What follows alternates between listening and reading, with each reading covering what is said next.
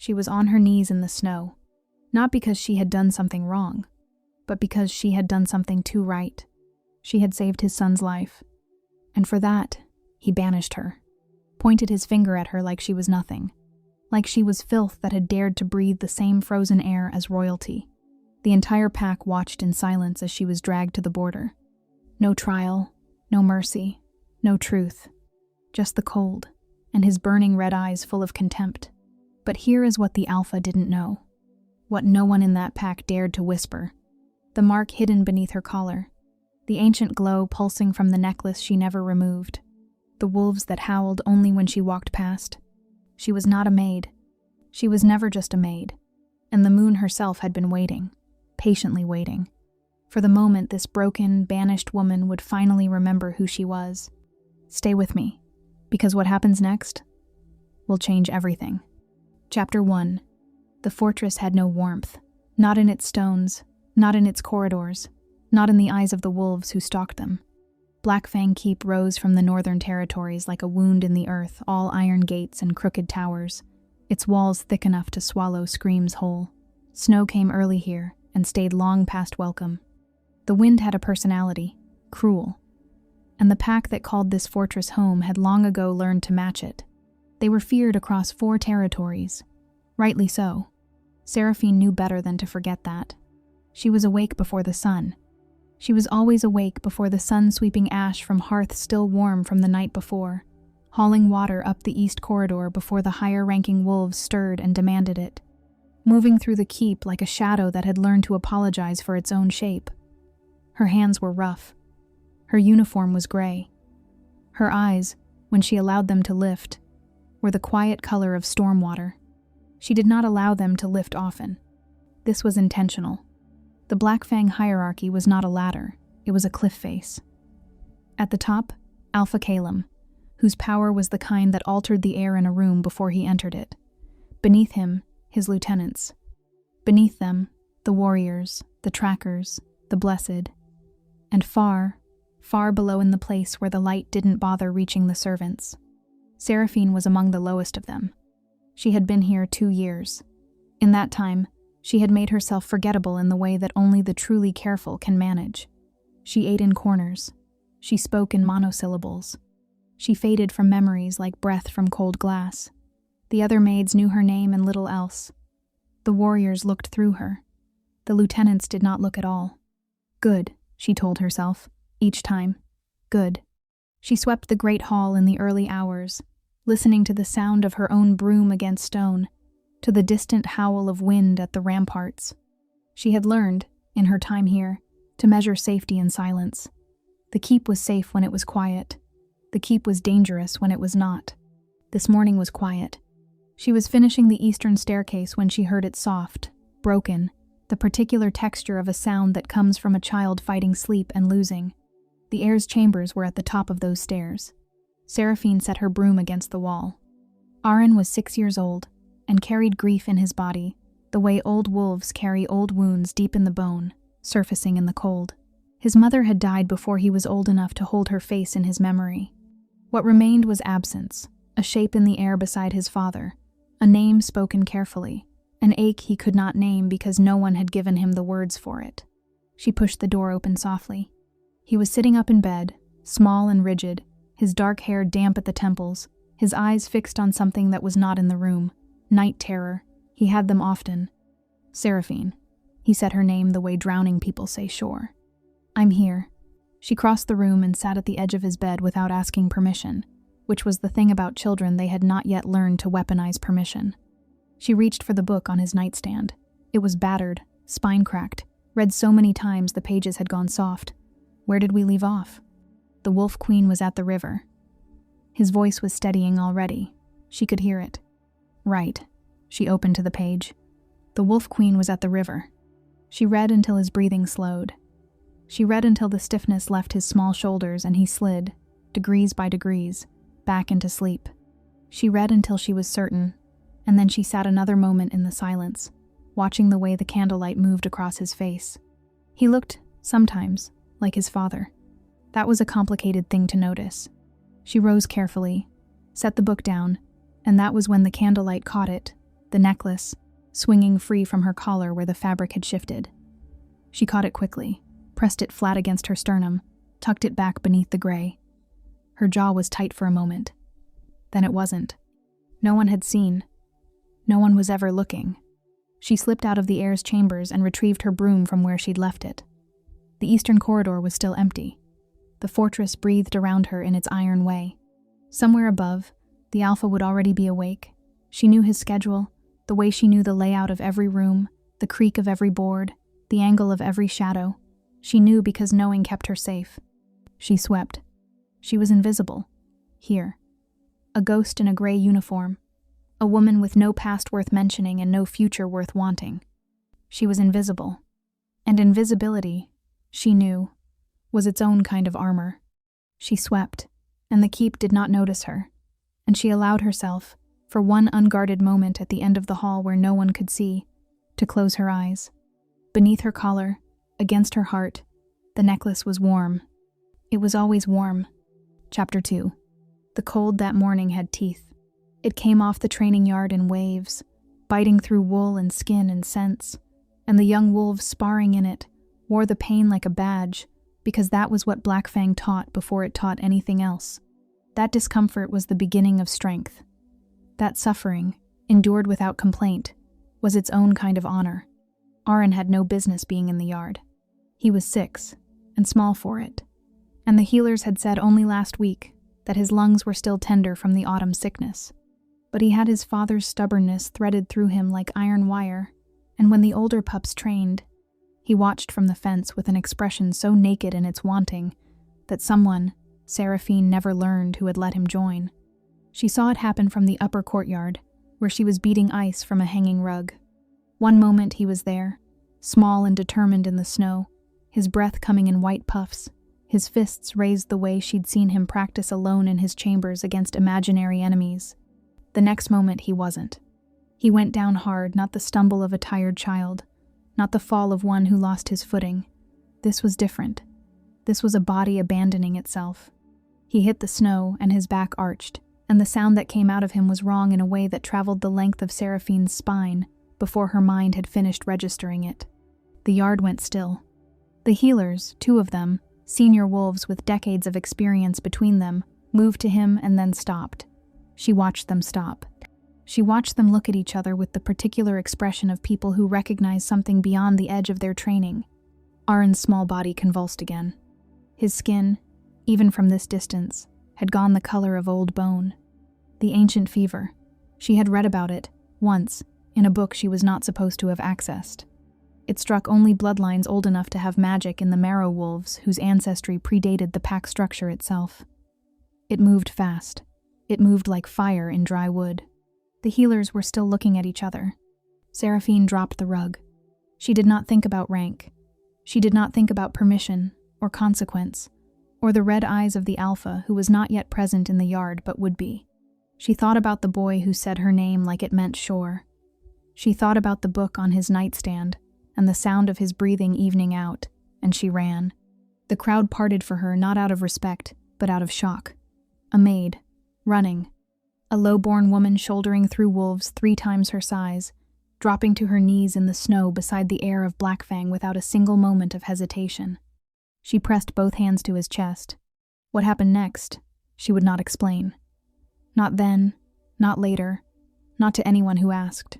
She closed her eyes and the necklace beneath her collar went from warm to burning, and something moved through her, not power, exactly, more like memory, more like recognition.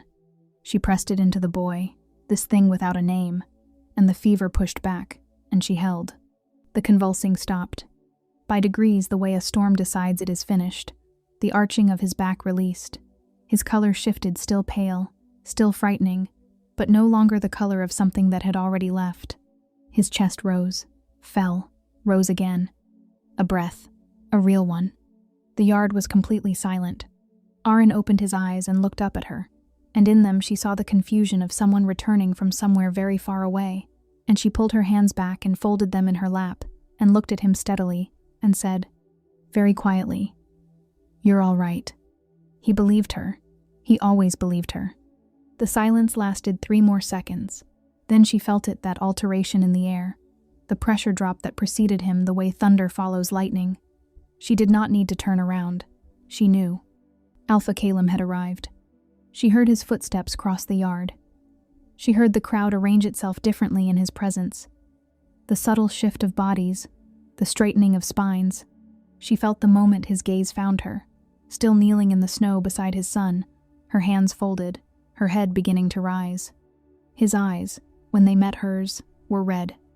Not the red of anger, exactly. The red of something colder. Something that had learned, over years of loss and power and grief, to look at the world through the lens of threat. He did not look at a woman who had just saved his son. She understood that immediately.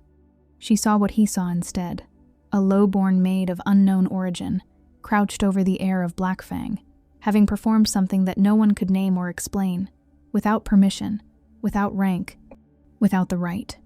He looked at her the way wolves look at things they cannot afford to trust. His voice, when it came, did not raise itself. It did not need to. It cut through the snow and the silence with the precision of something that had never needed volume to be obeyed. Banish her. A pause, surgical. Tonight, and if she crosses our borders again, she answers to me. No one moved to contradict him.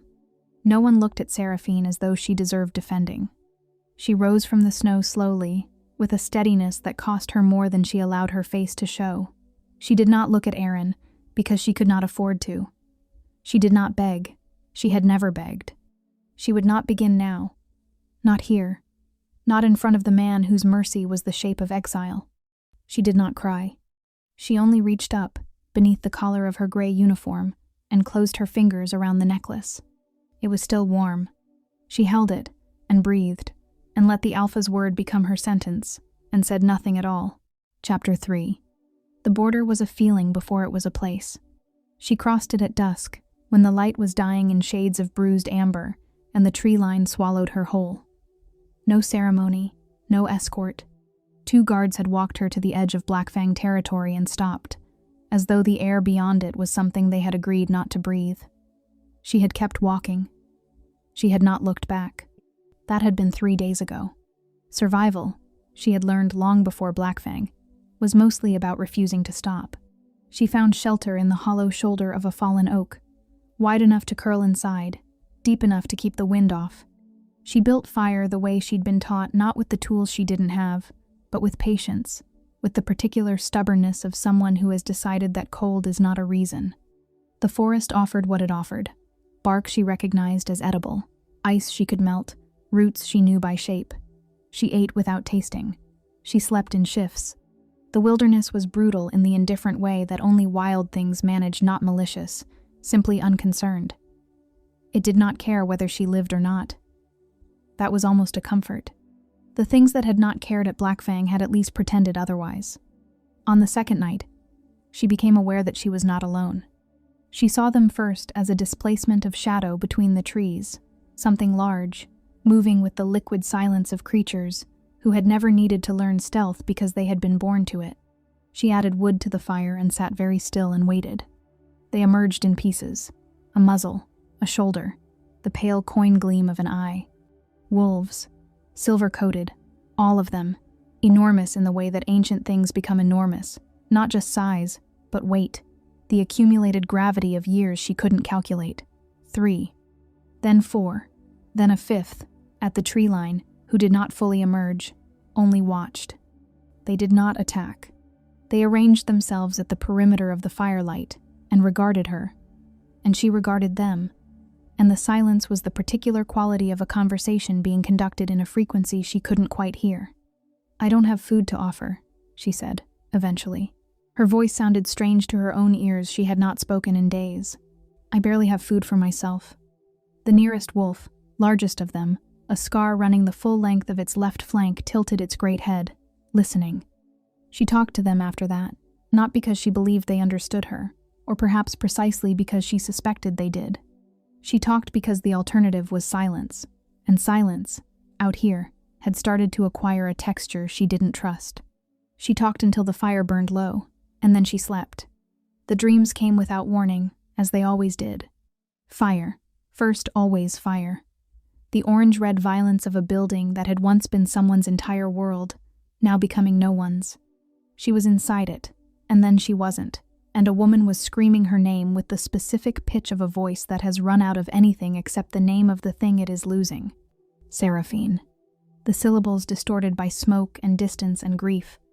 Then moonlight, a clearing, a circle of figures in white, and in the center, something being consecrated, or promised, or sealed. A ceremony of the kind that required witnesses. She was there. She understood that. She was part of what was being bound.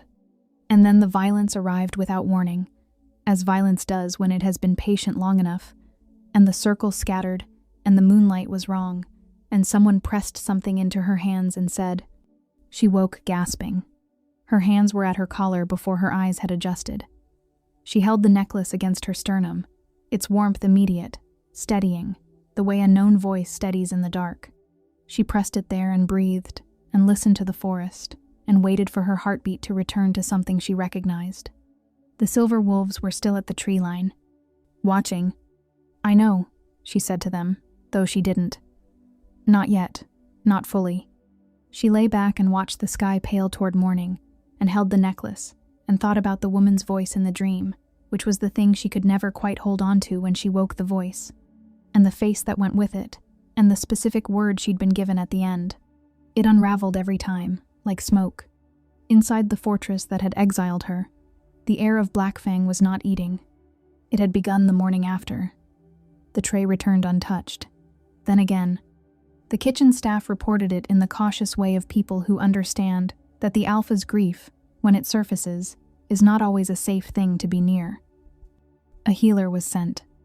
The boy was physically well, or well enough.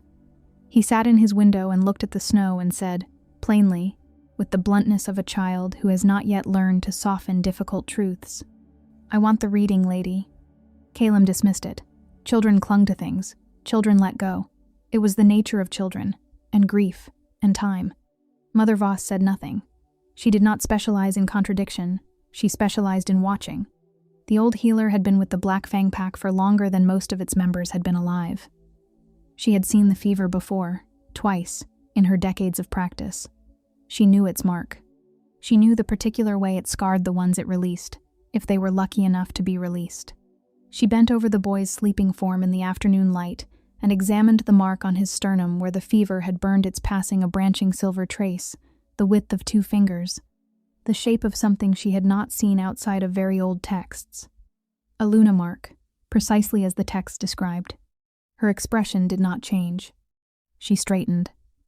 She walked, at the unhurried pace she had cultivated over decades of not wanting to appear alarmed, to her private chambers, at the back of the healer's wing. She closed the door. She pulled from the lowest shelf a record book so old its cover had gone soft, and she sat, and she opened it. She began to search.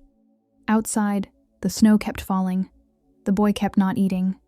And somewhere beyond the border, in the hollow shoulder of a fallen oak, a woman with rough hands and a warm necklace pressed closed her eyes and tried, again, to remember the word she was given at the end of the dream. Chapter 4. The storm arrived the way catastrophe always does, gradually, then all at once. She had felt it building since midday, the sky lowering itself in increments, the silver wolves withdrawing into the tree line earlier than usual, the forest going quiet in the particular way that meant every creature with instinct enough to listen had already made a decision. She had packed what little she had and moved. The chapel found her, or she found it, she was never entirely sure, afterward, which was true. It emerged from the snowfall like a memory surfacing. Old stone walls, a collapsed roof at one end, the other end holding stubbornly against the weather in the way of things built by people who had believed they were building for eternity. No doors left on the hinges, no glass in the windows, but walls. Walls were enough. She got the fire going in the corner where the wind couldn't reach, and pulled her coat tight and listened to the storm dismantle the world outside. Lightning moved through the clouds in slow pulses, not close yet, but coming. She did not notice the carvings at first. The chapel was dark and she was tired, and her attention was on the fire, on the snow coming through the broken roof, on the small logistics of surviving the night. It was only when the lightning came closer when it began to flash in true earnest, throwing white light through every gap in the stone that she saw them. The walls were covered, floor to ceiling, every surface, carved with an intricacy that should not have survived this long and yet had figures and symbols intertwined. A narrative pressed into stone by hands that had known exactly what they were recording and had wanted it to last. She rose slowly, raised the small torch she'd made from a branch and held it close. A ceremony. That was the first thing she understood. Figures arranged in a circle, robed, their faces upturned toward something above them. A symbol she half recognized in the way you half recognize something from a dream. At the center of the circle, a woman, her arms raised, something being placed upon her head. A coronation. Then, in the next sequence of carvings, violence, the circle breaking, figures fleeing. The woman at the center, the crowned woman pressing something small against her chest, a necklace, a pendant, something that the carver had rendered with unusual care and unusual detail. Seraphine's torch hand was no longer entirely steady. The next panel, a child, small, swaddled, being carried by a single figure moving away from the chaos, away from the burning that the carver had depicted in jagged upward lines that were also clearly meant to be flame. The child being hidden, the figure moving into wilderness, into exile, into the deliberate obscurity of someone who understands that disappearance is the only protection left. The final panel, a symbol, pressed into the child's skin, or perhaps the child's soul. The carver had not made the distinction clear like a seal on a letter, like a door being locked from the outside. A bloodline, disguised, a name, buried. A Luna heir, made invisible.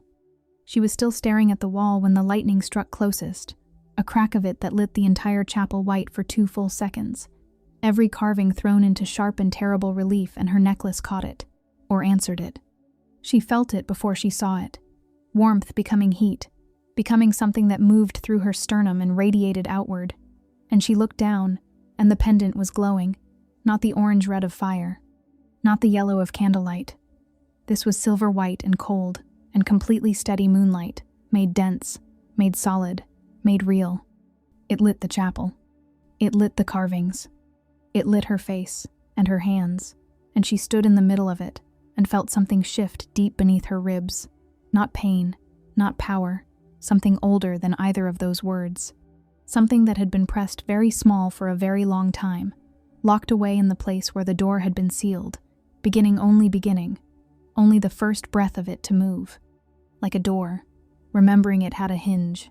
She did not understand it. She was not ready to understand it. She stood in the light of her own necklace and looked at the wall that had been waiting in this ruined chapel for 20 years or 20 centuries, and felt her hands shake, and did not stop them. Because there was no one here to see, and because sometimes the body knows things the mind needs more time to accept. The glow faded slowly as the lightning moved away. The chapel went dark again. She sat down in the corner, wrapped her arms around her knees, and stared at the carvings until the fire burned low. The records room at Blackfang was silent at this hour. Mother Voss had been here since before supper. The candle beside her had burned to 1/3 of its original height. She had not noticed. She had been reading, and then she had stopped reading, and for the last several minutes, she had been sitting with the book open in her lap, and her hands folded on top of the page, and her eyes fixed on nothing at all. The record was dated 20 years ago, in the careful script of a pack historian who had understood the significance of what they were recording and had been afraid of it, afraid enough to seal it, afraid enough to file it where no one looked. The night the Alpha King fell, the court in chaos, the Luna declared dead in the violence of the overthrow. No body recovered. A detail logged quietly, without emphasis, in a subordinate clause, as though it were a loose thread and not, in fact, the thread that unraveled everything. Mother Voss closed the book. Her hands, when she set it on the table, were not entirely steady. She sat in the silence for a long moment, listening to the distant howl of the storm at the ramparts. Then she reached for a second candle, lit it from the first, and drew toward her a blank sheet of paper. She did not write anything yet. She only held the pen and thought, and outside the snow kept falling on the territory that had just, without knowing it, exiled the wrong woman. Chapter 5. Mother Voss had survived 6 alphas. This was not a boast she never boasted. It was simply the arithmetic of a long life lived in proximity to power. She had learned, across those decades, that the most dangerous questions were the ones that arrived dressed as something else entirely. A concern, a pleasantry, a casual observation delivered on the way out the door, when the person being asked had already begun to relax. She visited Caleb's study on a Tuesday, when his schedule made him available, and his mood, she had calculated, was likely to be merely cold rather than actively hostile. "The heir's appetite has improved," she said, settling herself in the chair across from his desk with the unhurried ease of a woman who had earned the right to sit unbidden. "The fever left no lasting damage that I can find. His lungs are clear." Caleb did not look up from the document he was reviewing. "Good. I want to ensure we understand what happened. For the records." "Fever of that type." She paused, selecting the next words the way a hunter selects footing on uncertain ground. "Requires documentation. For future reference." Now he looked up. "What requires documentation?" Voss continued, her tone the same temperature throughout. "Is the intervention. The maid who acted." She tilted her head slightly. "How long did she serve here?" "I find I never took note of it." The irritation moved across his face like weather. 2 years, perhaps slightly more. "And before that, who vouched for her placement?" A pause. "The kind that means the answer is not immediately available." "The household steward at the time. He died last winter." Voss nodded as though this were a satisfying answer rather than a sealed door. "And her origin? Her bloodline?" "She was a maid, Voss." His voice had acquired the particular flatness that served as his warning. "She swept floors. I did not require a genealogy." "Of course." She rose, unhurried, smoothing her robes. "I ask only for the records. You understand an unknown individual performing an unknown healing on the Alpha's heir. It wants documentation." She offered him a small, professional smile. "For future reference." She was at the door when she paused, as she had intended to pause, as she had planned from the moment she'd sat down. "The mark the fever left," she said. "Has it faded?" Something shifted in his expression too fast to name. "I haven't examined it." "You should," she said. "When you have a moment." She left him with that, which was precisely what she had come to do. The enforcers arrived at his study an hour later, which was not part of her plan, but suited it regardless. There were 2 of them, Ran and Dessa, his most reliable border wolves, not given to exaggeration or invention. They stood in the way of people delivering news they expect to be dismissed, and have decided to deliver plainly anyway. The silver wolves had been sighted again. Not at the wilderness perimeter. Not in the neutral territory beyond the border. Moving inward. Moving, with the deliberate and unhurried certainty of things that had made a decision, toward Blackfang land. "Wild pack migration," Caleb said. "The storm will have shifted their route." Ran and Dessa exchanged the look of people who had anticipated this response and not been comforted by anticipating it. They said what they'd come to say, and they were dismissed, and they went. Caleb stood at his window and watched the snow. The trouble with certainty, he had found, was that it required maintenance. He was certain the light had been the fever. He had been certain of this from the moment he'd arrived in the training yard and seen it, that brief, cold luminescence moving from her hands into his son's chest, silver white and impossible. He had filed it immediately under fever illusion, under the distortions that extreme magical illness was known to produce in witnesses. He had been very firm about this, in the privacy of his own mind. But the mind, at night, was less amenable to firmness. He stood at the window and the snow came down, and he thought about her hands. Not her face, he would not think about her face, just her hands, pressed flat against his son's sternum, and the total absence of hesitation. No rank would have moved that fast. No one with something to protect would have run toward an unknown magical event without a moment of self-preservation. She had simply run. He told himself, again, that it had been the fever's illusion. He turned from the window and did not sleep well, which was not, he told himself, related. In the wilderness, it came without warning. She was at the stream, breaking ice at the edge to reach the water beneath, when her hands stopped obeying her. The necklace flared warm against her skin, and she straightened and her body did something she had been suppressing. with great effort and great cost, for longer than she could account for. It began in her spine. A fracturing sensation, not pain exactly, or not only pain like something sealed cracking open along old seam lines. She made it to the bank before her knees gave way. She pressed both hands into the snow, and the shift took her in fragments, uncontrolled in a way that told her how long she had been holding it back, because it arrived the way things do when they have been held too long. All at once, and with an authority that made her own will briefly irrelevant. The wolf that emerged was not what she had expected. She had not let herself expect. But if she had, this was not it. The silver wolves at the tree line went very still. The largest one, the one with the scar along its flank, lowered its great head. Not in threat, in recognition. She stood in the snow in a form she had not worn in years, and her chest heaved, and the necklace lay against her fur. Still warm, still glowing its faint and patient silver, and she understood not everything, not yet, but something that the chapel had started and the shift had continued, like a sentence finally reaching its verb. The scarred wolf held her gaze, and waited. Chapter 6. She almost missed the door. It was the wolf that found it, or found the absence of it, which was the same thing. She had returned to human form by morning, shaking and hollowed out in the particular way of a first shift after long suppression, and she had gone back to the chapel, because it was shelter, and because something in her was not finished with it yet. She was moving along the back wall, her torch held close to the carvings she had not yet examined, when her foot found a depression in the stone floor that the snow had concealed. She cleared it with her hands. A seam. A precise rectangle cut into the chapel floor, the edges too clean for anything but intention. A handle of iron, corroded but intact. She pulled. The vault beneath had been sealed for a long time.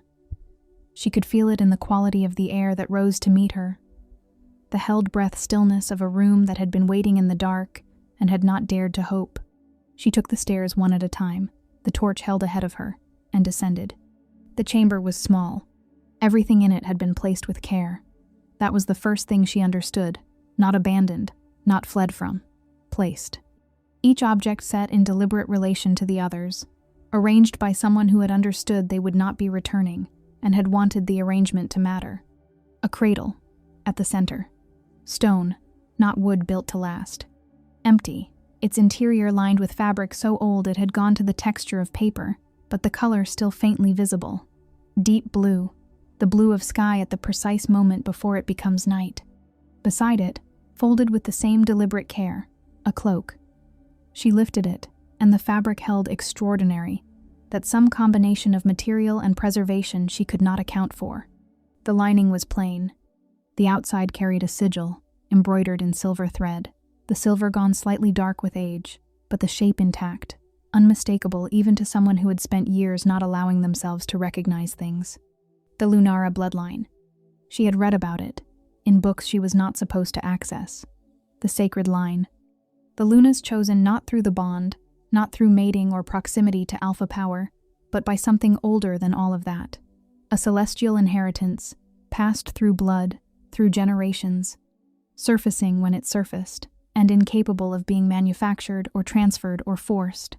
The line that the overthrow, 20 years ago, had supposedly ended. She was still holding the cloak when she turned to the wall. They had saved the wall for last, whoever had prepared this chamber.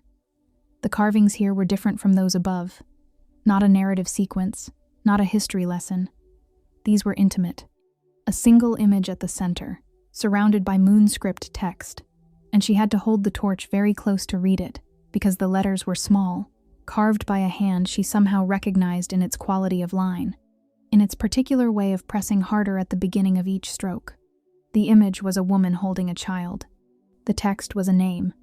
Not the name she had been given in service, not the careful, forgettable syllables she had assembled for herself like a costume, designed to attract no attention in a place where attention was dangerous. A different name, a full name, the kind that carried weight and lineage and the specific gravity of something that had been sealed away and hidden, and kept alive through 20 years of careful silence. Her name? She knew it the way you know a sound you haven't heard since childhood, not with the mind first, but with the body. Her sternum recognized it before her eyes had finished reading it. The necklace blazed white against her skin. and then she was on the stone floor, and she was not certain when that had happened, and she was weeping in a way she had not permitted herself in 2 years of silence and suppression, and careful invisibility. Not the weeping of grief exactly, or not only that. The weeping of a person who has been holding a shape for so long that releasing it is its own kind of violence. She heard her mother's voice. Clear. For the first time since the dreams had started, clear and close and specific. The way a sound becomes when you finally understand what word it was saying. Seraphine. Not a maid's name. Not a nobody's name. A name written in moon script in a sealed vault in the ruins of a chapel in the middle of a wilderness that the silver wolves had been circling for weeks. A name that meant something. She held the cloak against her chest and wept until she was empty. And then she sat in the emptiness and breathed, and began slowly, incompletely, in the hesitant way of someone who has been in the dark long enough that light requires adjustment to remember. Mother Voss worked quickly, which was not her natural mode, but was, she had decided, the appropriate one. The rubbing had taken her 3 attempts. The mark on Aron's chest was small, and the light in his chambers was poor, and she could not ask for assistance without explanation, which she could not give. She had managed it on the 3rd try, transferring the precise shape of it onto thin paper with the side of a charcoal stick. The branching silver lines rendered faithfully, the central sigil unmistakable to anyone who had read far enough in the right texts. She sealed the letter herself. She addressed it to a name she had not written in over a decade, a name that belonged to a woman who sat on the High Moon Council and who had, if Voss remembered correctly, been present 20 years ago when the world cracked open. She was at the door of the records room, the sealed letter in her hands, when the door opened from the other side. Calum filled the frame. He looked at the letter, at her, at the council seal on the address, which she had not had time to conceal. His expression moved through several things in quick succession before it settled into the cold and dangerous stillness that meant he was controlling something larger than what was visible. What is that? Not a question, an excavation. Voss looked at him without flinching. She had survived 6 alphas, and this was not the most frightening thing she had done in the service of any of them. And she had decided on the walk from her desk to this door that she was too old to begin being afraid of necessary things. A letter to the High Moon Council, she said, with evidence. About a mistake. She held his gaze. About a woman you put outside your borders in the snow, who may be who I believe is rather more significant than either of you knew. She let that settle for exactly a beat. I am correcting it, before it destroys us all. The silence between them had the quality of held breath. She did not move. Neither did he. The letter stayed in her hands, and she waited, and outside the window the snow had stopped falling. And somewhere above them, somewhere the Black Fang fortress could not see, and had not thought to look, the moon was full, and very bright, and entirely patient. Chapter 7. The council's response arrived before dawn. This was itself a message. The High Moon Council did not move quickly. It was one of the organizing principles of their authority, the deliberate weight of their pace, the way they communicated through their very slowness that no matter was urgent enough to disturb their dignity. Calum had sent urgent missives to the council twice in his tenure as Alpha, on matters he had considered genuinely critical, and had waited 6 weeks for the first response and 9 for the second. The response to Voss's letter arrived in 11 hours. He read it standing. He did not sit because sitting felt like a concession to something he was not prepared to concede. The language was formal and even, and beneath its formality was an edge that he recognized, the edge of an institution that had been waiting for something and had just been told where to look. An envoy will be dispatched immediately. The woman will not be harmed, moved, or interfered with prior to their arrival. This is not a request. He set the letter down. He looked at Voss, who was standing by the window with the expression of someone who has done a difficult thing and arrived at the far side of it. You had no authority, he said. No, she agreed. I had evidence. The authority belongs to them. A pause. It always did. He left her there. He went to his rooms and stood at the window for a long time, watching the sky lighten from black to the dark gray of a winter morning that had not decided yet what kind of day it intended to be. He thought about the letter's instruction will not be interfered with, and he thought about Aron's mark, which he had finally examined last night, alone, holding the candle close to his sleeping son's sternum and looking at what was carved there in silver and deciding that he did not yet know what it meant. He told himself he was riding out to bring her in for questioning. He told himself this with the conviction of a man who has learned, over years of authority, to believe his own stated reasons at least long enough to act on them. He was Alpha. She was a woman of uncertain origin who had been within his borders under unknown pretense and had performed an unknown working on his heir. Questioning was appropriate. Questioning was, in fact, his responsibility. He told himself this while he saddled his horse. He told himself this while Ran and Dessa fell in beside him, silent and professional and carefully not asking the questions their faces were assembling. He told himself this for the first 2 hours of riding, while the snow came up to the horse's knees, and the tree line closed in, and the tracks left by something with enormous paws, multiple sets, moving in loose formation, appeared, and then multiplied, and then began to resolve into a direction that led, with increasing clarity, toward the ruins he had been told about by border scouts who had spoken about them in the careful tones people use for places they do not want to explain. The tracks stopped at the chapel. He left the horses with Dessa. He went in on foot, because something in his body had made this decision before his mind caught up with it, and he told himself this was tactical, the entrance was narrow, the interior unknown, and he moved through the broken doorway and saw the stairs and descended. The light reached him before anything else did. Silver white, steady, emanating from below in a way that cast the stairwell in sharp and sourceless clarity. Not firelight, not torchlight. Something with a different quality entirely, the kind of light that does not flicker because it is not burning, because it has no fuel, because it simply is. He descended the last 3 steps and stopped. The chamber was not large, but it felt enormous, perhaps because of what it contained. The cradle. The ancient sigil on the cloak that it took him 3 seconds to identify, and then another 2 seconds to accept that he had identified correctly. The moon script moving across the walls and floor in slow, luminous patterns, as though it were breathing, and at the center of it, Seraphine. She was standing with her back to him, the cloak across her shoulders, the necklace blazing open at her throat, blazing in the way he now understood was not the fever's illusion and had never been a light like compressed moonlight, like the source of something rather than its reflection. The silver wolves were arranged around her in a loose circle, seated, enormous, their ancient eyes catching the light and holding it. One of them looked at him when he entered. Just looked. He did not move. She turned. It was not a startled turn, not the turn of someone caught unawares. She turned the way people turn when they have known something was coming, and have had time to decide who they intend to be when it arrives, slowly. Completely. Her eyes found him across the chamber, and they were silver, not the silver of the necklace, not the silver of the wolves, the silver of something waking up after a long time in the dark, the silver of the moment before a thing becomes what it always was. She looked at him. He had expected fear.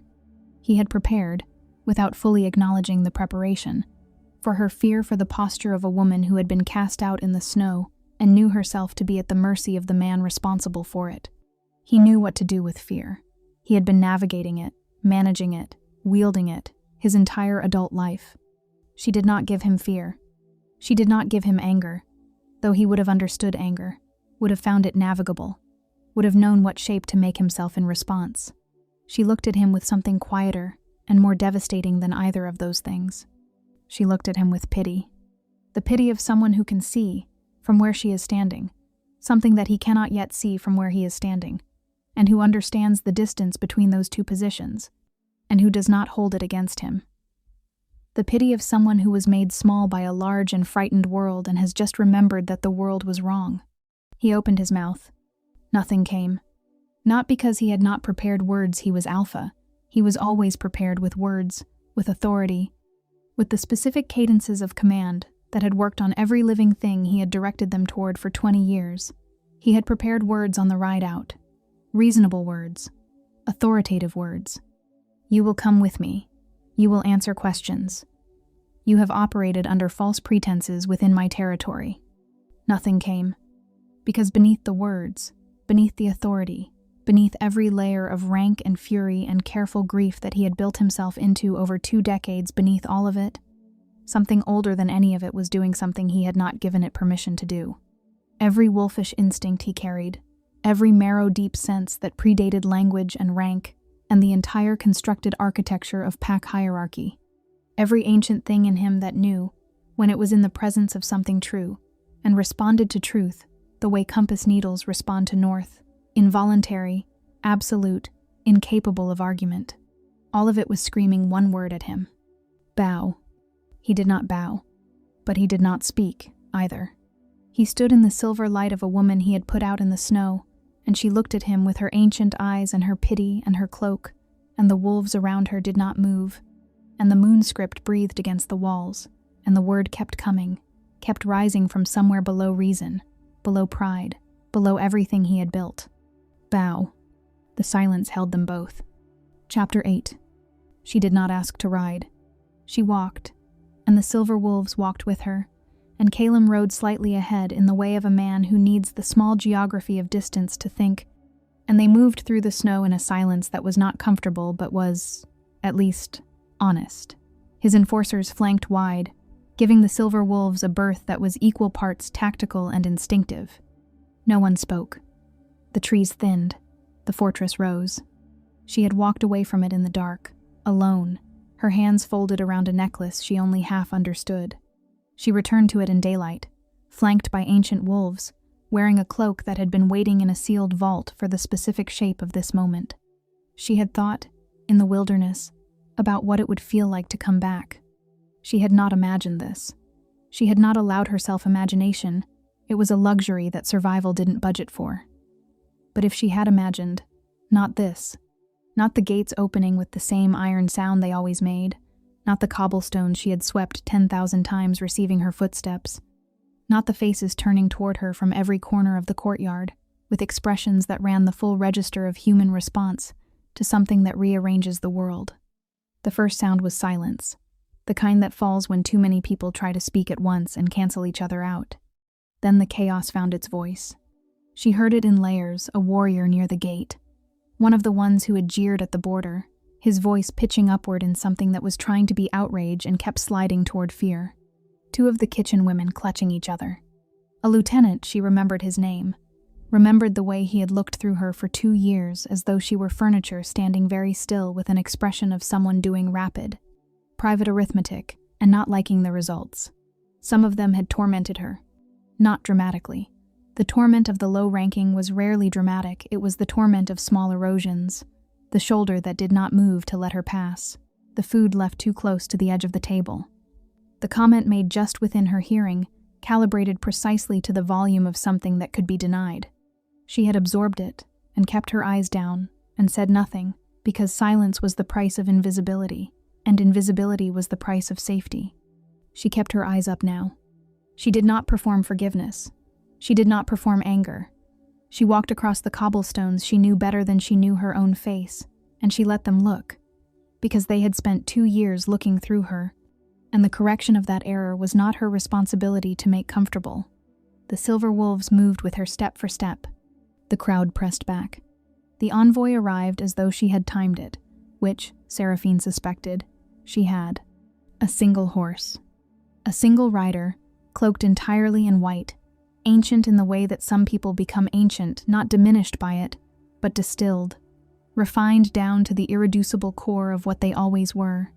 She dismounted without assistance, and stood in the center of the courtyard and waited, with the absolute patience of someone who has never needed to raise her voice to fill a room, for the noise to understand it was no longer appropriate. The noise understood.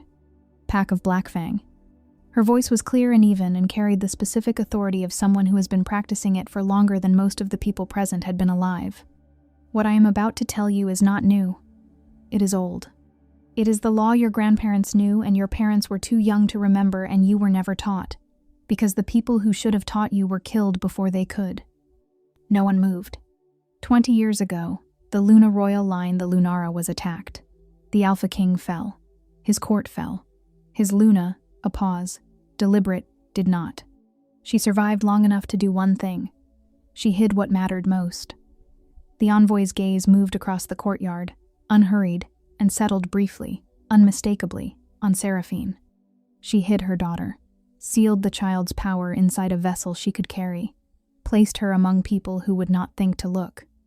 And the child survived, as the child was meant to. The courtyard had gone the quality of held breath. The necklace was the seal, the envoy continued. It was designed to open under specific conditions, not by choice, not by will, but by nature. By the act of a Luna bloodline expressing itself most fundamentally, she let that land. The preservation of a child. Someone she didn't see who made a sound that was not a word.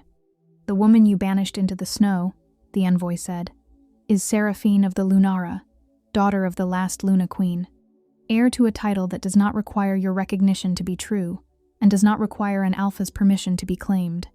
The silence that followed was the silence of a world reorganizing. She heard him before she saw him, the small, quick footsteps she would have recognized anywhere, at any hour, from any depth of sleep. She turned just as Aaron hit the courtyard at a dead run, having escaped whoever had been assigned to keep him from whatever was happening in the yard, his face carrying the uncomplicated urgency of a child who has been separated from something important and has now found it. He ran to her. He grabbed her hand with both of his and held it the way he held it when the night terrors came, and he needed proof that something solid existed in the world. "You came back," he said. "Just that. Just you came back." "I came back," she said. The wave moved through the courtyard like something physical. Half the pack went to their knees. Not in unison, it was not orchestrated, was not the choreographed deference of ceremony. It moved person by person, the way a truth moves when it stops being deniable, when the body concedes what the mind has been arguing against. A warrior near the gate, 3 of the trackers, both kitchen women. The lieutenant who had done his arithmetic and arrived, finally, at the correct answer. Half the pack, kneeling in the snow. The other half turned. They turned to Calum, who had not moved since they'd entered the courtyard, who sat his horse with an expression that Seraphine did not look at directly, because she did not yet have the resources for what she might find there. His pack was watching him. His enforcers were watching him. His son was standing in the snow, holding the hand of a woman he had put outside his walls, and half of everything he commanded was already on its knees, and the other half was waiting to see what their alpha would do. The envoy did not look at him. She did not need to. Seraphine looked at Aaron's hand in hers, at the small bitten nails and the bony knuckles, and felt the necklace warm against her skin, steady and patient, and waited too. The courtyard breathed. Chapter 9. The courtyard waited. This was the thing about power, real power, the kind that had been accumulating across generations, across bloodlines, across the long patience of a truth that had survived massacre and exile, and 20 years of careful forgetting. It did not demand. It did not raise its voice. It simply became undeniable, and the world rearranged itself accordingly, and all that remained was for the people inside that world to decide who they intended to be inside the new shape of it. Half the pack was kneeling. The other half was watching Calum. He had dismounted. She had not seen the moment it happened. She had been looking at Aaron, at his small hand in hers, at the uncomplicated certainty of a child who knows what matters and moves toward it without apology. But when she looked up, Calum was standing on the cobblestones with his horse behind him, and nothing between them but cold air, and the accumulated weight of everything that had happened, and everything that hadn't. He was looking at her. She had seen his face in many configurations, over 2 years of careful invisibility. She had catalogued them the way the cautious catalog, the moods of the powerful, not out of admiration, but out of self-preservation. She had seen his authority, which sat on him like architecture. She had seen his grief, which he wore turned inward, hidden, the grief of a man who has decided that feeling it privately is the only dignified option. She had seen his fury in the training yard, cold and surgical, the fury that had pointed at her and made her an exile. She had not seen this. He looked like a man who had been handed a mirror in a room he thought he knew, and found it showed him a room he didn't recognize. He looked like a man doing the accounting of himself, and arriving at a number he had not expected and could not dispute. He looked, beneath the alpha and the power and the careful architecture of control, like something more difficult than any of those things. He looked like a man who understood what he had done. The courtyard was very quiet. The snow had stopped.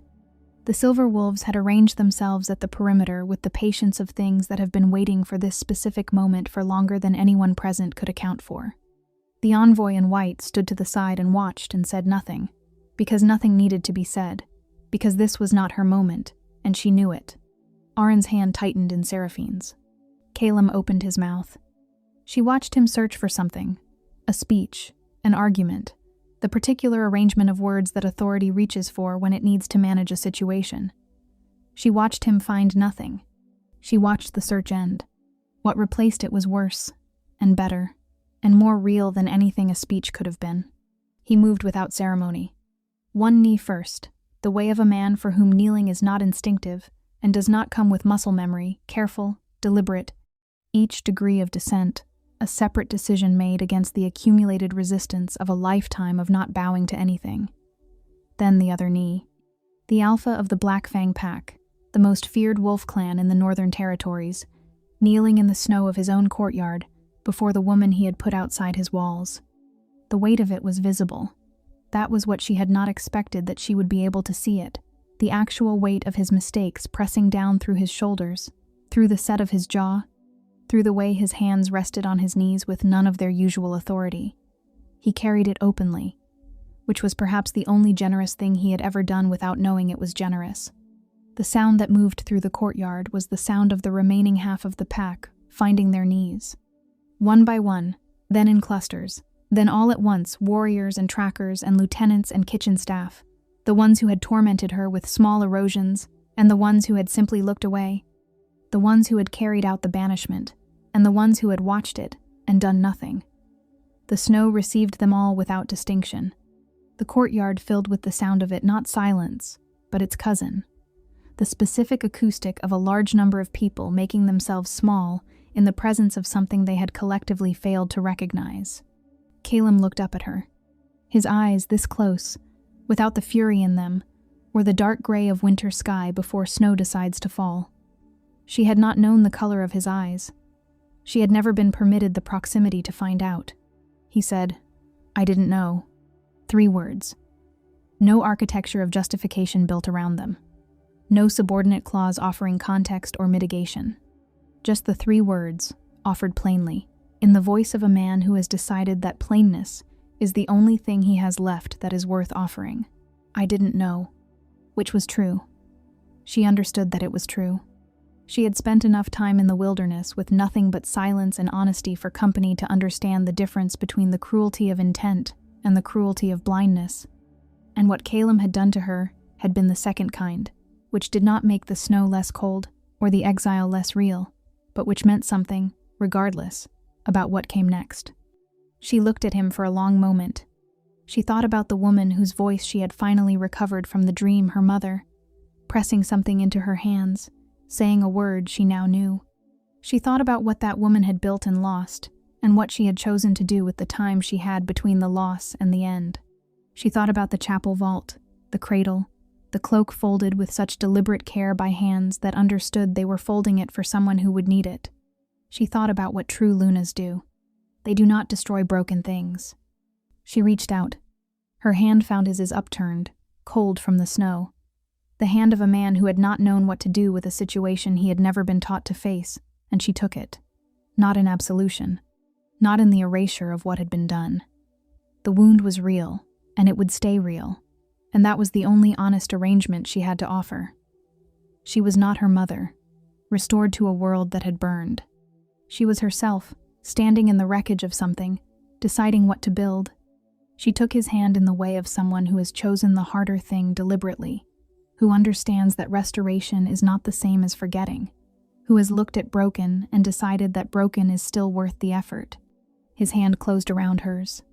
Arin, between them, let out a breath that sounded like a child releasing something he'd been holding for a very long time. The silver wolves, at the perimeter, settled. The courtyard held them all, the kneeling and the risen, the guilty and the witness, the pack that had forgotten its own laws, and the woman who had survived the forgetting, and the snow was still, and the sky was clearing, and the necklace against Seraphine's sternum was warm and steady, and finally quiet. Not sealed, not hidden. Home. Chapter 10. They dressed her in the old colors. Deep blue, the blue of sky at the precise moment before it becomes night.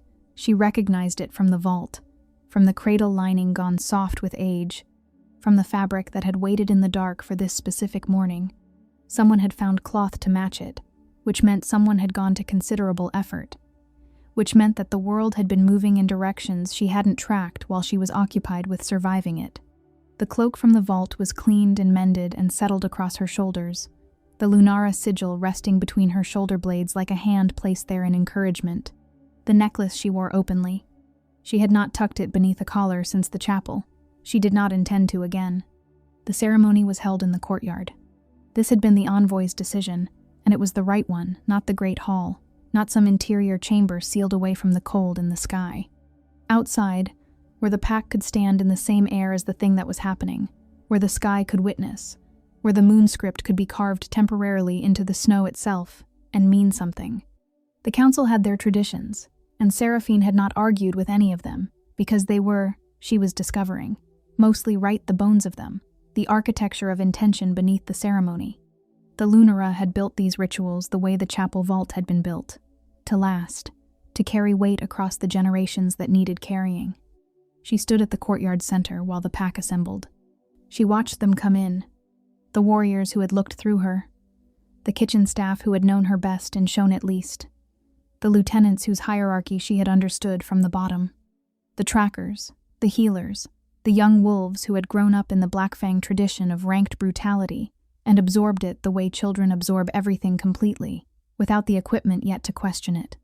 They came in and they stood, and none of them looked through her now. She felt the difference in her body before she fully processed it with her mind. 2 years of making herself forgettable, of calibrating her every movement to produce the minimum of notice, and now the weight of their attention. All of it, landing openly, and her own stillness in the face of it. She did not shrink. She had not been able to shrink since the chapel, since the shift, since the name carved in moonscript had restored to her the knowledge of who she was shrinking from. She stood in the cold and received their looking, and was undiminished by it. The reckoning had come first, the day before, and she had been present for all of it.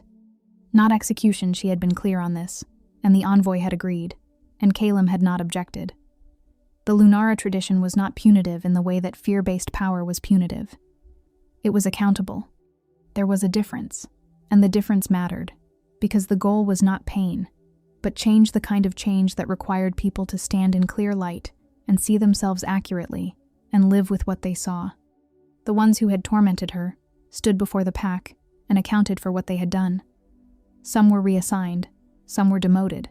Some simply had to speak their actions aloud in front of everyone who had witnessed them, which was, for certain personalities, the hardest consequence of all. She watched their faces as they did. It watched some of them arrive, across the course of speaking, at something that looked genuinely like shame, which was the beginning of the only thing that made shame useful. She did not perform mercy. She also did not perform hardness. She was simply there, and witnessed, and when it was over, she returned to her chambers and sat quietly for a while with her hands in her lap and let it settle. Aaron found his place at the front before anyone had to direct him there. She had made it in the wilderness, during the second week, when the silver wolves were circling and the dreams were harrowing, and she had needed something to do with her hands that was not about survival. A small disc of wood, smooth-grained, carved with a moon sigil she had reproduced from memory, from the carvings, from the vault, from the deep marrow knowledge that had been working its way back to the surface. She'd worn a cord through it and left it in his chambers the morning of her return, and he had put it on immediately and had not removed it since. He wore it now. He sat front and center and watched her with the uncomplicated pride of someone who has never doubted her, which was its own form of grace to be known by a person who knew you before you knew yourself, and to have that person remain unsurprised by what you turned out to be. She held his gaze for a moment and looked away before either of them said anything with their faces that would make it difficult to continue. Calum stood to her left. Not ahead, not behind. Beside, and she understood this had been a choice he had made deliberately, in the way he made most things now, with the careful intentionality of a man who has discovered that his instincts required supervision. He had not spoken much since the courtyard. He was not, she was learning, a man of many words in the presence of things that outpaced his vocabulary.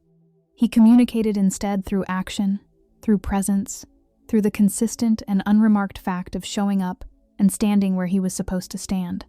He was learning. She was learning him learning. It was imperfect in the way that real things are imperfect, and she found she could work with it, which was not the same as trust but was, perhaps, its honest precursor.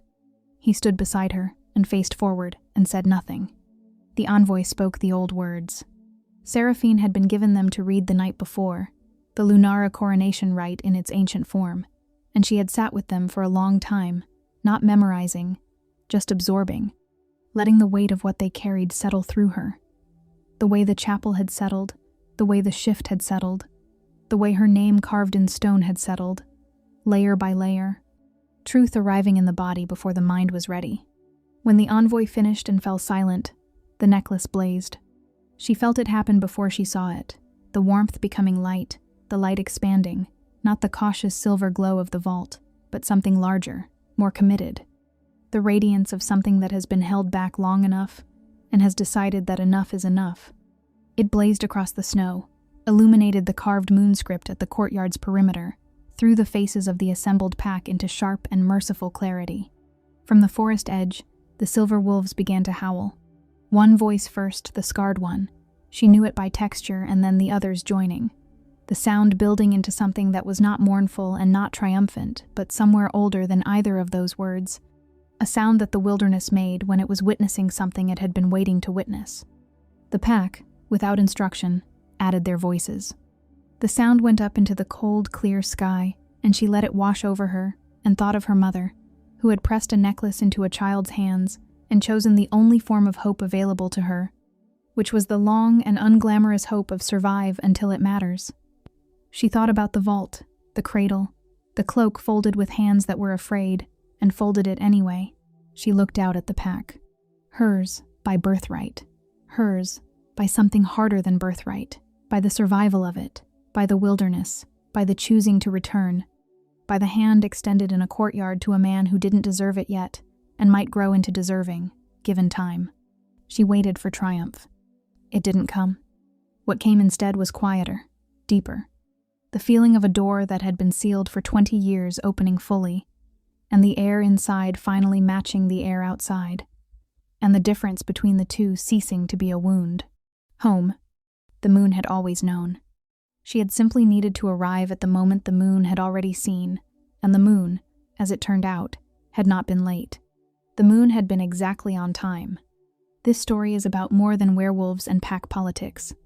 At its heart, it carries a message that cuts across every world, real or imagined. Your worth was never determined by the people who failed to see it. Seraphine was always the Luna in the cold, on her knees, invisible, banished. The truth didn't change because no one recognized it. It waited, and it arrived. This story is for everyone who has ever been dismissed, underestimated, or cast out by people who should have known better. Your moment is coming, and when it does, it will be undeniable. If this story moved you, subscribe and hit the bell. You don't want to miss what comes next.